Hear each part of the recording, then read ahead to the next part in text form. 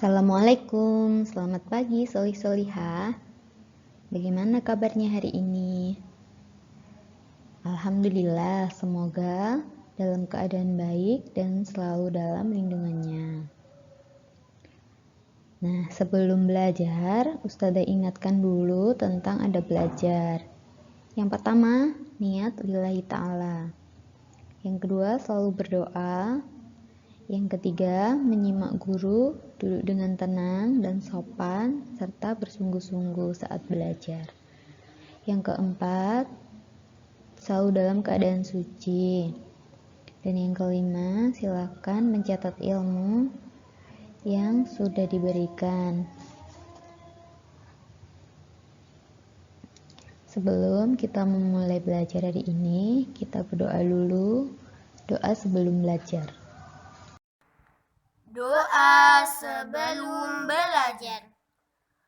Allahumma salli ala Muhammad wa ala ali Muhammad. Raditu billahi rabba wa bil islami dina wa bi Muhammadin sallallahu alaihi wasallam nabiyya. Rabbi zidni ilma warzuqni fahma waj'alni minas salihin. Allahumma hdini li ahsanil akhlaq la yahdi li ahsaniha illa anta wasrif anni sayyi'aha la yasrifu sayyi'aha illa anta. Allahumma inni as'aluka ilman nafi'a wa rizqan thayyiba wa amalan mutaqabbala. Amin ya rabbal alamin. Pekan kemarin kita sudah belajar tentang perkembangbiakan hewan. Hari ini kita belajar tentang perkembangbiakan tumbuhan. Perkembangbiakan tumbuhan terjadi dengan dua cara. Yang pertama, perkembangbiakan generatif, yaitu perkembangbiakan secara kawin atau dengan penyerbukan. Biasanya terjadi pada tumbuhan berbiji. Jadi, tumbuhan yang bisa melakukan perkembangbiakan generatif atau secara kawin adalah biasanya tumbuhan yang berbiji. Yang kedua, perkembangbiakan vegetatif, yaitu perkembangbiakan secara tak kawin. Perkembangbiakan vegetatif dibedakan menjadi dua macam, yaitu vegetatif alami dan vegetatif buatan.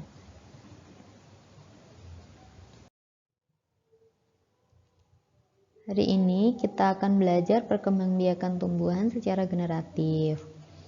Alat perkembangbiakan tumbuhan berbiji adalah bunga, karena tumbuhan yang melakukan perkembangbiakan generatif biasanya adalah tumbuhan berbiji dan alat perkembangbiakannya adalah bunga. Berdasarkan kelengkapan bagiannya, bunga dibedakan menjadi dua, yaitu bunga sempurna atau bunga lengkap dan bunga tidak sempurna atau bunga tak lengkap.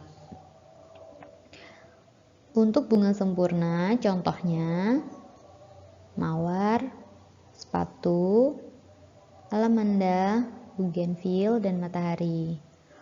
Untuk bunga yang tidak sempurna, contohnya jagung, pepaya, kelapa sawit, kelapa, dan melinjo. Kita akan membahas tentang bunga lengkap dan bunga tidak lengkap, atau bunga sempurna dan bunga tidak sempurna. Yang pertama, bunga sempurna. Kita akan melihat bagian-bagian dari bunga sempurna. Yang pertama, tangkai bunga. Tangkai bunga ini merupakan penghubung antara batang dengan bunganya. Yang kedua, dasar bunga. Dasar bunga ini merupakan ujung tangkai bunga yang membesar. Jadi ini masih bagian dari tangkai, tapi dia membesar karena menghubungkan dengan bunganya. Yang ketiga, kelopak bunga.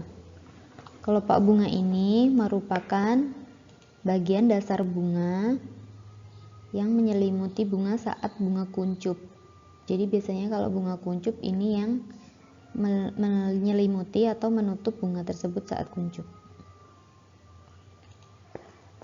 Selanjutnya adalah mahkota bunga.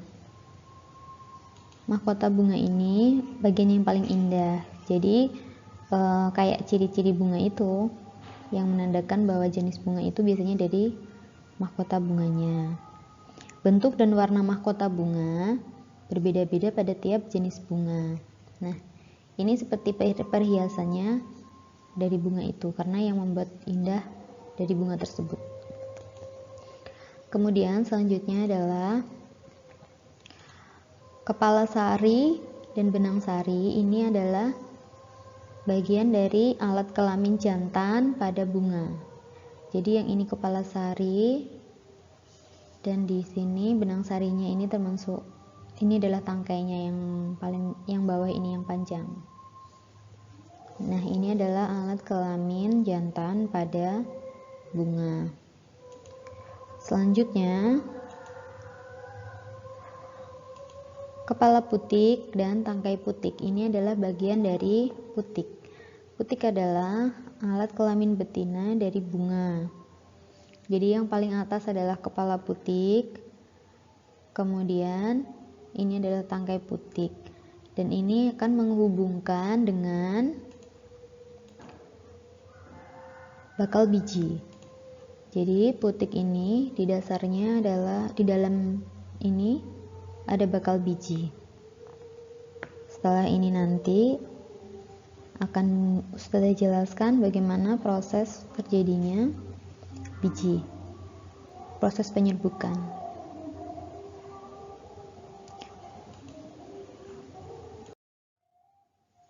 Nah, untuk bunga tidak sempurna, di sini sudah contohkan tanaman jagung.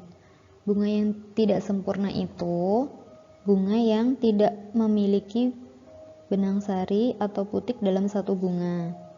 Contohnya untuk jagung ini, di sini adalah bunga jantan karena dalam satu bunga ini hanya terdapat benang sari. Kemudian yang ini adalah bunga betina karena di sini ada putiknya. Jadi yang ini disebut bunga jantan dan ini bunga betina. Karena terpisah, jadi disebut bunga tidak sempurna. Bunga jantan tidak memiliki putik, jadi bunga tidak sempurna. Begitu juga dengan bunga betina, tidak ada benang sarinya, maka disebut bunga betina dan termasuk bunga tidak sempurna. Seperti itu. Nah, dari contoh-contoh tanaman yang tadi sama dengan contoh jagung ini. Jadi bunga betina dan bunga jantan itu terpisah. Itu disebut bunga yang tidak sempurna. Bunga merupakan alat reproduksi yang berfungsi sebagai tempat penyerbukan dan tempat pembuahan. Bunga terdiri dari dua alat kelamin jantan pada benang sari dan alat kelamin betina pada putik. Anter merupakan kepala sari, tempat pembentukan dari serbuk sari. Ovari merupakan bakal buah, tempat pembentukan dari sel telur. Di dalam ovari mengandung spor, dan ovul sebagai bakal biji. Di dalam anter mengandung spor atau serbuk sari. Serbuk sari akan berkembang membentuk pollen grain. Proses penyerbukan terjadi di mana serbuk sari akan jatuh di atas kepala putik.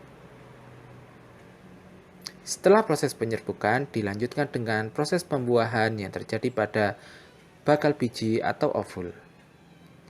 Pada proses pembuahan, bagian dari serbuk sari akan bertemu dengan sel telur. Setelah terjadi proses pembuahan, terbentuklah embrio. Embrio akan berkembang menjadi biji. Biji mengalami suatu proses pertumbuhan dan perkembangan membentuk kecambah.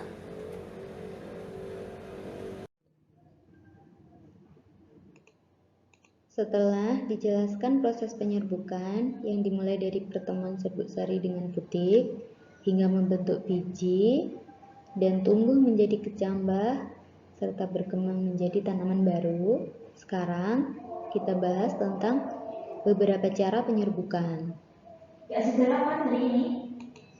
Yang pertama, penyerbukan sendiri. Penyerbukan sendiri yaitu serbuk sari dan putik masih berada dalam satu bunga. Jadi serbuk sari dan putiknya dalam satu bunga. Kemudian serbuk sari jatuh ke kepala putik dengan sendirinya. Ini disebut penyerbukan sendiri. Yang kedua, penyerbukan tetangga. Serbuk sari dan putik tidak dalam satu bunga, jadi berbeda bunga tetapi masih dalam satu pohon. Serbuk sari jatuh ke kepala putik, serbuk sari jatuh ke kepala putik di bunga lain dalam satu pohon itu. Kemudian yang ketiga, penyerbukan silang.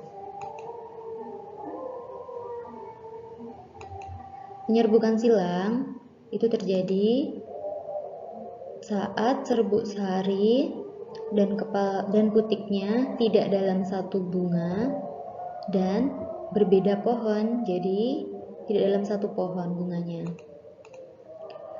Serbuk sari jatuh ke kepala putik bunga lain di pohon lain, namun tumbuhannya masih satu jenis. Jadi sama ya jenisnya bunganya, ini disebut penyerbukan silang.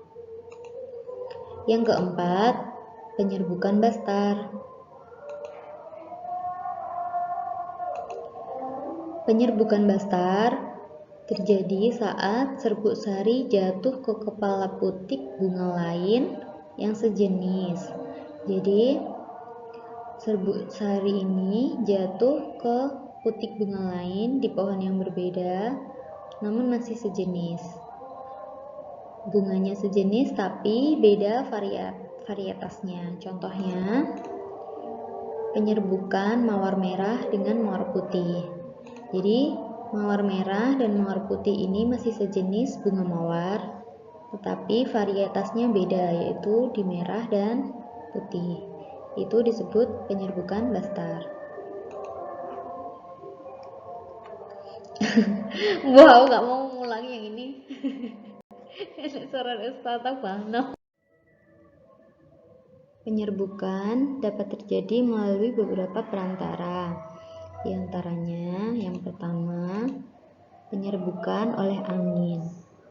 Angin dapat membantu penyerbukan.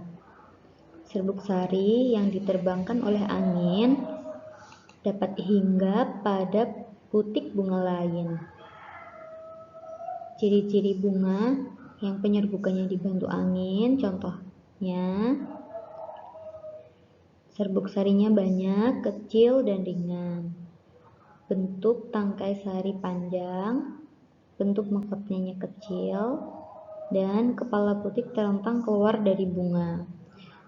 Contoh tanaman yang penyerbukannya dibantu angin adalah kelapa, rumput, jagung, padi, kelapa sawit, dan lain-lain. Yang kedua, penyerbukan oleh air. Air dapat membantu penyerbukan. Pada saat hujan, air dapat mengenai serbuk sari. Air hujan yang mengenai serbuk sari kemudian jatuh mengenai putik sehingga terjadi penyerbukan. Contoh tanaman yang penyerbukannya dibantu oleh air adalah ganggang, hidrilia, dan lain-lain. Bunga-bunga yang biasanya tumbuh di dekatnya air. Itu yang biasanya penyerbukannya dibantu oleh air. Yang ketiga, penyerbukan oleh hewan. Nah, hewan juga bisa membantu penyerbukan pada tanaman. Biasanya yang sering berperan dalam penyerbukan oleh hewan ini adalah serangga, contohnya lebah. Biasanya serbuk sari menempel pada kaki serangga, terbawa ke kepala putik, sehingga serangga hinggap di bunga lain dan terjadi penyerbukan. Contoh yang penyerbukan yang dibantu oleh hewan adalah mawar, sepatu, kenanga, melati. Jadi bunga-bunga yang indah yang biasanya dapat menarik serangga itu adalah tanaman-tanaman yang penyerbukannya dibantu oleh hewan. Dan ciri-ciri bunga yang penyerbukannya melalui perantara serangga biasanya mahkotanya berukuran besar dan warnanya mencolok karena itu biasanya untuk menarik serangga tersebut, menghasilkan nektar. Nektar itu adalah nanti yang dicari serangga. Jadi serangga mencari nektar di bunga itu, kemudian bunganya memperoleh keuntungan dengan dibantu penyerbukannya. Yang ketiga, mengeluarkan bau khas. Bau khas ini juga bau yang dapat menarik serangga untuk hinggap di bunga tersebut. Yang keempat, penyerbukan oleh manusia. Jadi manusia juga berperan dalam penyerbukan pada tanaman. Ada beberapa tanaman yang hanya bisa melakukan penyerbukan jika dibantu oleh manusia. Jadi serbuk sari itu dihantarkan ke kepala putik oleh manusia. Contoh tanaman yang dibantu penyerbukan oleh manusia adalah vanili, salak, semangka, buah naga, dan lain-lain. Setelah kita belajar tentang perkembangbiakan tumbuhan secara generatif, ayo kita lakukan percobaan. Lakukan percobaan dan pengamatan tanaman tomat. Yang pertama, sediakan biji tomat. Kemudian tanam di tanah atau di pot atau di polybag, terserah kamu punya yang mana. Kemudian amati setiap hari dan dicatat setiap minggu sampai pada minggu 10. Catat juga pertumbuhan tingginya ya. Percobaan pengamatan sesuai di buku halaman 15. Tabel pengamatannya nanti sudah contohkan di slide berikutnya. Berikut adalah tabel pengamatan perkembangan tomat. Tulis dulu nama pembuat laporannya siapa, tujuan pengamatannya apa, objek pengamatan dan hasil pengamatannya adalah berupa tabel ini. Tulis dari minggu ke-1, tanggalnya berapa, kemudian dicatat tinggi tomatnya. Keterangannya misalnya bijinya disemai atau sudah tumbuh atau memberi pupuk dan lain sebagainya. Jadi setiap kegiatan kamu catat di tabel ini. Termasuk sekalian mengukur tingginya tomat. Pengamatannya dilakukan sampai minggu ke-10 ya. Doa sesudah belajar. Allahumma salli ala Muhammad wa ala ali Muhammad. Allahumma inni a'udzu bika minal ajzi wal kasal wal jubni wal bukhl wal harami wa adzabil qabr.